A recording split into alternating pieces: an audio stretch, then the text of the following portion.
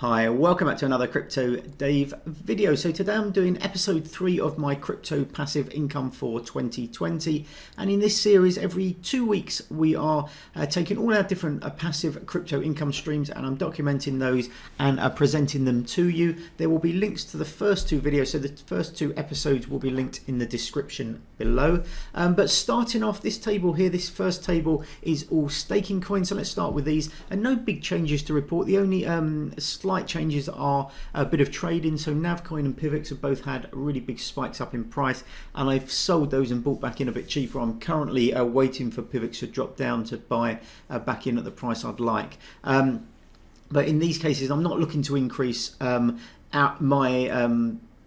amount of either NAV or Pivx, those particular coins. So whenever I trade these, if the price spikes up substantially, I will sell either all or a substantial chunk of these kind of coins. Then I'll buy back cheaper, thereby increasing the amount of Bitcoin I have just gradually each time. So let's have a look at the figures for this last 2 week period. So we can see here Navcoin $1.50, 56 cents for Syndicate, 68 cents for NeoGas, $6.91 for Metrix, decent 2 weeks for Metrix, and nothing for Pivx, nothing for Energy either. We will only be receiving really sporadic payouts for these 2 coins because we don't hold many of them.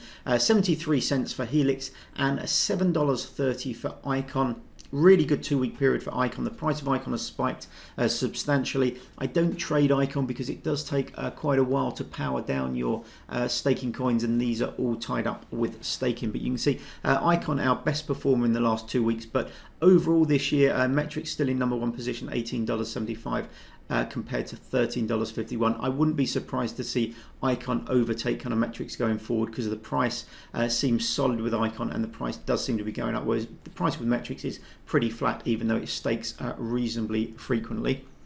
And then moving on to the next table, a lot more change here, so I'll talk through these as I go through them. So starting with a masternodes here, we've got our Horizen secure nodes. I've actually got 2 secure nodes, as you can see here, so it's 42 coins per node by 2, so that's 84 coins in total, and we've received in the last 2 weeks $5.24. The second node I think is almost an entire 2 week period, might be a fraction less, but this should be sort of fairly accurate about what we'll be receiving every 2 weeks going forward. So $5.24 for Horizen. Now in the previous update we had a Blockfi BTC interest account and also a crypto.com MCO account. I've added 3 more accounts. So I've added 2 more crypto.com accounts, an Ethereum account and a BTC, a Bitcoin account, and also a Celsius account. So in the invested coins, you can see how many coins invested in each. So these new ones are basically a fraction under 10 just because of trading fees moving back and forward. But basically 10 Ethereum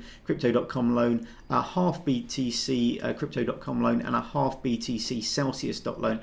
And now the reason I've got these different cryptos in some cases listed underneath is this is the currency I'm being paid out on. So for Blockfi, and it's the only one in this list that does this, you can choose to have all your different loans in different cryptos. So we've got 3 Bitcoin and 20 Ethereum, but you can choose to have it all paid out in Bitcoin. So that's why it's Bitcoin here. I'm choosing to be paid out in Bitcoin. Crypto.com, it's simple interest in these cases, and they pay out in the same currency that you are investing in or that you have the interest in. So Ethereum pays out in Ethereum, Bitcoin pays out in Bitcoin, etc. And then Celsius, I have also a 0.5 Bitcoin loan, same as a crypto.com one, but I'm choosing to be paid out in CEL. So this is the Celsius token, and the reason behind that is a little bit of a punt, but the interest rates are substantially higher if you get paid out in Celsius. So let's have a look at the figures for these.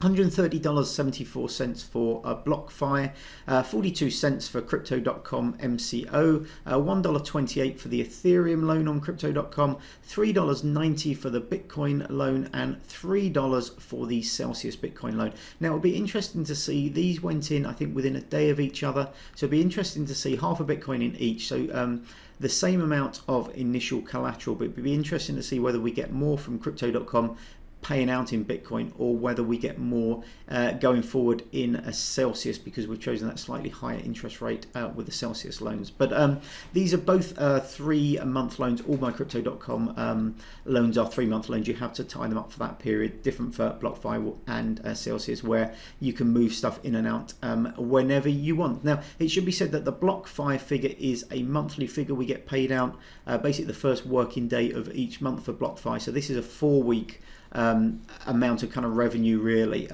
whereas the other loans are paid out on a weekly basis. So we will be getting figures in for these in each update, whereas the Blockfi update will only be coming basically every other update, so every 4 weeks or just over 4 weeks, because it's calendar month.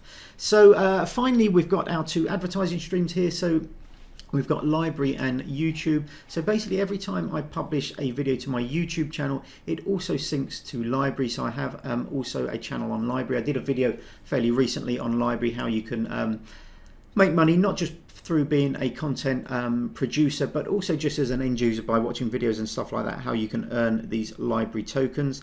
So over the last 2 weeks, $11.40 for Library and $15.25 for YouTube. It's picked up a little bit, the YouTube revenue. I don't know if this is indicative of maybe the starting of a more positive trend and a bit of a bull kind of trend within the markets as a whole, but I have noticed it has seemed to kind of had a little bit of an uptrend in YouTube revenue. So it'll be interesting to see going forward whether Library or YouTube produces the most revenue. So far this year it's been Library, so $47.22, although that does include a little bit from the end of December, and then YouTube $33.81. But as you can see, over the last 2 weeks, a little bit more coming in from YouTube than Library. So we'll have to see what happens with the price of Library and also with the amount of users. So as they get more users on the platform, whether that translates into increased views and increased Library tokens for me. So we'll see. So over the last 2 weeks, $188.91 total this year,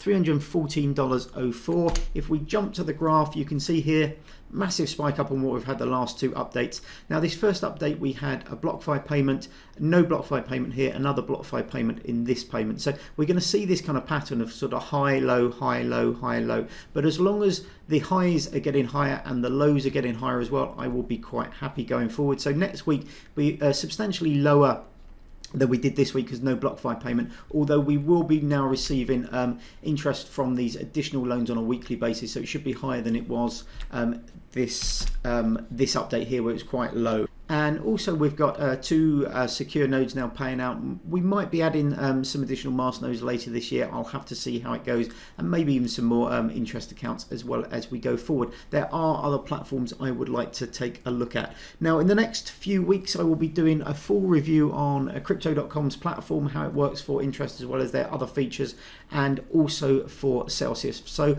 look out for those in the next sort of 2, 3, 4 weeks, and hopefully I will see you on the next video. But until then, have a great day. Bye bye.